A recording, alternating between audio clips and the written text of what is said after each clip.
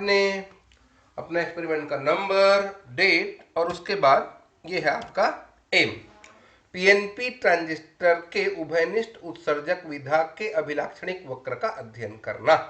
To study the characteristic of common emitter of PNP transistor. कुछ apparatus की requirement है आपको कि ट्रांजिस्टर चाहिए, voltmeter, ammeter, power supply और रिहोस्टेट और कनेक्टिंग वायर्स, और ये सर्किट डायग्राम ड्रॉ करेंगे। उसके बाद आप अपने ट्रांजिस्टर की थ्योरी लिख दीजिए। थ्योरी में क्या लिखेंगे आप? वही जो सीबी मॉड के लिए आपने या सीई मॉड के लिए आपने पढ़ा था कि ट्रांजिस्टर के कितने मॉड में ऑपरेशन हो सकते हैं। तो सीबी हो सकता है, सीई हो सकता है, सीसी हो सकता है, और 3 वक्र जो बना के रखा है आपने कि इनपुट वाला, आउटपुट वाला और ट्रांसफर कैरेक्टरिस्टिक के 2, यानी कि टोटल 4 कैरेक्टरिस्टिक बन रहे हैं। साधारणतः बात करें तो 3। ठीक, लिखा। उसके बाद में ये आपका नेक्स्ट पार्ट है थ्योरी का। स्थानांतरण कैरेक्टरिस्टिक को 2 भाग में बांटा है आपने, फॉरवर्ड करंट ट्रांसफर कैरेक्टरिस्टिक और रिवर्स करंट ट्रांसफर कैरेक्टरिस्टिक के लिए। तो इतना आपको बता देना है।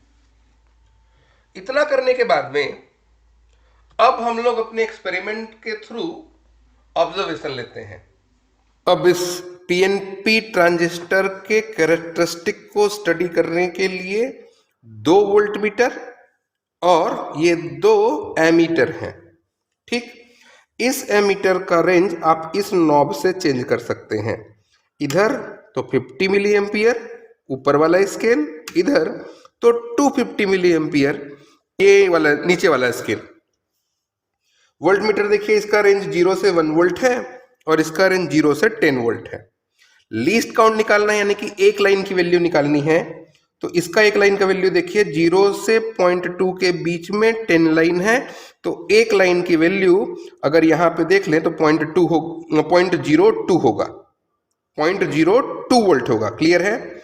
इसका अगर ये 250 माइक्रो एम्पियर वाले रेंज पे रखेंगे तो यहाँ ये वाला स्केल होगा 0-50 वाला, तो 0 से 50 के बीच में 10 लाइन है, तो एक लाइन की वैल्यू 5 माइक्रो एम्पियर है। अब अगर इसकी बात करें तो इसका रेंज कितना है? 50 का है। 0 से 10 तक 10 लाइन, एक लाइन की वैल्यू 1 मिली एम्पियर। यहां देखिए एक लाइन की वैल्यू 0.2, क्योंकि 10 लाइन इक्वल टू 2 हो रहा है। क्लियर? अब ध्यान दीजिए, ये वाला जो वोल्ट मीटर है ये आपके इनपुट पार्ट में जुड़ेगा, यानी कि कहां? बेस और एमीटर के बीच में। इसलिए इसका नाम स्पेसिफाई कर दीजिए बीई, VBE। क्लियर है? और ये जो आपका माइक्रो एमीटर है ये बेस से कनेक्ट होगा, बेस से कनेक्ट होगा, इसलिए इसका नाम आप रख दीजिए IB। उसके बाद ये वाला वोल्ट मीटर आपके एमीटर और कलेक्टर के बीच में आएगा, इसलिए इसका नाम भी VCE रख दीजिएगा। और उसके बाद ये जो मिली एमीटर है ये कलेक्टर के साथ कनेक्ट होगा, इसलिए इसको IC बोलेंगे। क्लियर है? जो वोल्ट मीटर इन दोनों के बीच जुड़ेगा VBE, जो इन दोनों के बीच जुड़ेगा एमीटर और कलेक्टर के बीच में VCE, जो IB से जुड़ा, B के साथ जुड़ा वो IB, और जो C के साथ जुड़ा IC।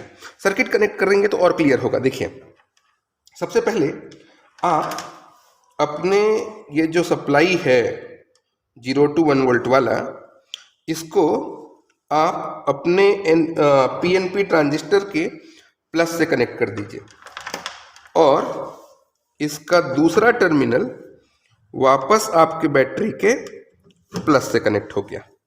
पहला काम क्लियर हुआ। दूसरा काम करने के लिए आप अपने इस बैटरी के नेगेटिव उठाया है बैटरी का, ध्यान दीजिए, इस मिली एमीटर से और इसका जो पॉजिटिव है इसको बेस से जोड़ दिया, मतलब ये किसको मेजर करेगा? IB को। नाम क्लियर है? दूसरा, वापस आइए, ये माइनस है, इस माइनस को यहां कनेक्ट कर दिया मिली एमीटर के साथ, और उसके बाद इसके जो प्लस है इसको इस कलेक्टर के साथ। लेकिन अब ये दोनों को इंट्रोड्यूस नहीं कर पाए हैं, तो एक काम करिए, इसको तो पैरेलल में कनेक्ट करते हैं। पैरेलल मतलब प्लस से प्लस इनपुट के हिस्से में और माइनस से माइनस। क्लियर है? सिमिलरली इस साइड के लिए भी वही, प्लस वोल्टेज को प्लस और माइनस के लिए ये है आपका माइनस। ये सर्किट अरेंजमेंट है। अब इनपुट कैरेक्टरिस्टिक निकालने के लिए ये जो वोल्टमीटर है, इस वोल्टमीटर का नाम VCE है। तो इसको एक फिक्स वैल्यू पे, सपोज 2 वोल्ट पे इसको फिक्स कर दीजिए। ये 2 वोल्ट पे इसको मैंने फिक्स कर दिया। अब इस IB का वैल्यू और इस VBE, क्योंकि ये बेस और एमीटर के बीच का वोल्टेज को मेजर करता है, इसलिए इसको नाम दिया हमने VBE। तो इसके रिस्पेक्ट में इसकी वैल्यू नोट करेंगे कांस्टेंट वोल्टेज के लिए, जैसे 0 0 पे 0। अब अगर इसको धीरे से बढ़ाएं आगे, सपोज ये गया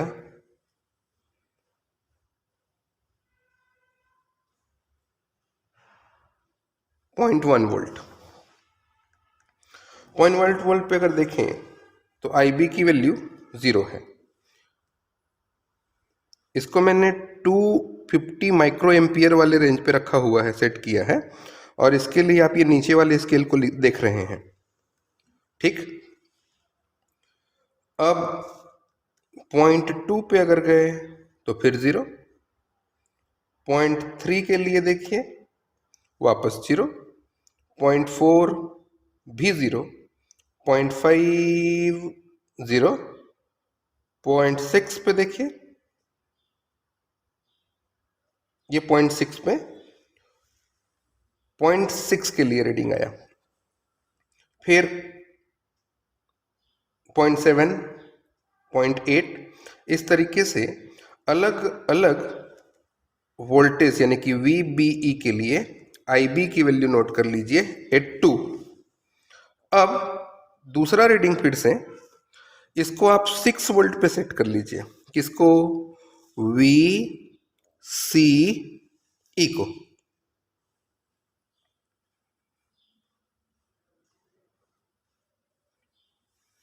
अब फिर से वापस इसकी वैल्यू चेंज करके इसका वैल्यू नोट करते जाइए। देखिए 0.1 के लिए नोट करेंगे 0, 0.2 के लिए फिर से इन दोनों का रीडिंग नोट कर रहे हैं, इसके रेस्पेक्ट में इसका रीडिंग। इस तरीके से अलग अलग वोल्टेज पे आप IB का वैल्यू नोट कर लेंगे। ये आपको इनपुट कैरेक्टरिस्टिक देगा। ठीक है, निवेशी अभिलाक्षणिक वक्र बना देगा। आउटपुट कैरेक्टरिस्टिक निकालने के लिए अब इस IB की वैल्यू को फिक्स वैल्यू पे सेट करेंगे और VCE के साथ IC का रीडिंग लेंगे। ठीक है, देखिए कैसे। इसके थ्रू मैं इसको 100 पे सेट कर रहा हूं, ध्यान दीजिए। ये मैं इसको 100 पे इसको मैंने ये सेट कर दिया। अब इसके लिए इसका और इसका रीडिंग लीजिए। देखिए 0 पे ये 1 2 3 माइक्रो एम्पियर इस रीडिंग दिखा रहा है IC का। फिर इसको क्या कर लीजिए आप 1 के लिए, देखिए कितना रीडिंग आया।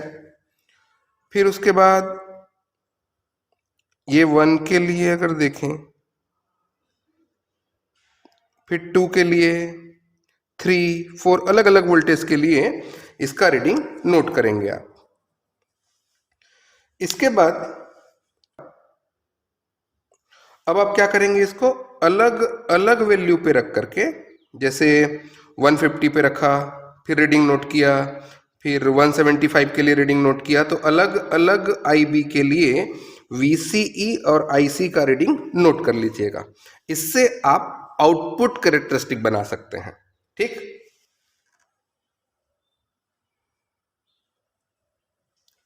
अब ट्रांसफर कैरेक्टरिस्टिक अगर निकालना है तो इसके लिए आप इसकी वैल्यू को सपोज 4 वोल्ट पे कांस्टेंट कर लीजिए इसको। अब क्या करेंगे, आप इनपुट करंट और आउटपुट करंट यानी कि आईबी और आईसी नोट करेंगे। कैसे, इससे चेंज करके देखिए, जीरो पे अगर जीरो इनपुट मिला तो जीरो आउटपुट करंट है,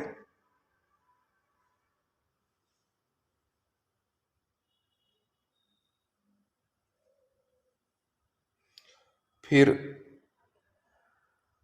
यहां देखिए जीरो पे जीरो था, ये 25 माइक्रो एम्पियर करंट है। उसके लिए आईसी की वैल्यू नोट कर लीजिए, फिर 50 के लिए नोट करिए, 50 पे ये 10 हो गया, फिर 55, 100, इस तरीके से अलग अलग आईबी के लिए आईसी का वैल्यू नोट कर लेंगे एट कांस्टेंट वीसीई। ये आपका ट्रांसफर कैरेक्टरिस्टिक दे देगा। फिर ग्राफ को स्टडी कर लीजिए। ये सबसे पहला ऑब्जर्वेशन आपने लिया कि जो वोल्टमीटर, एमीटर, मिली एमीटर आपने यूज किया, उसका रेंज और उसका लीस्ट काउंट क्या है। उसके बाद में इनपुट कैरेक्टरिस्टिक के लिए आप अपने आउटपुट वोल्टेज को -2 वोल्ट पे सेट कर लीजिए। ये रिवर्स वोल्टेज को दिखा रहा है -2 पे। अब इनपुट वोल्टेज VBE के लिए आपने IB का वैल्यू नोट किया इन माइक्रो एम्पियर में, म्यू ए में। शुरुआत में जब आप इनपुट वोल्टेज को बढ़ा रहे हैं तो IB का वैल्यू देखिए 0 है, फिर 0.6 के लिए 10 माइक्रो एम्पियर, 0.7 पे 75 माइक्रो एम्पियर और 0.8 पे 200 माइक्रो एम्पियर IB की वैल्यू है। सिमिलरली अब आप आउटपुट वोल्टेज को -6 वोल्ट पर सेट कर लीजिए और फिर से VBE के साथ IB का रीडिंग नोट करेंगे तो आपको यह दिखता है कि 0.6 पे ये 25 हुआ, शुरू में तो 0 है, IB का वैल्यू शुरू में 0 है, फिर 0.6 वोल्ट पे 25 माइक्रो एम्पियर, 0.7 पे 100 माइक्रो एम्पियर और 0.8 पे 225 माइक्रो एम्पियर IB की वैल्यू है। अब इसको ग्राफ में अगर दिखाएं तो ये आपका स्केल है, एक्स एक्सिस 0.5 वोल्ट और वाई एक्सिस 20 माइक्रो एम्पियर का। तो कुछ इस तरीके के कर्व मिल रहे हैं आपको, ये देखिए।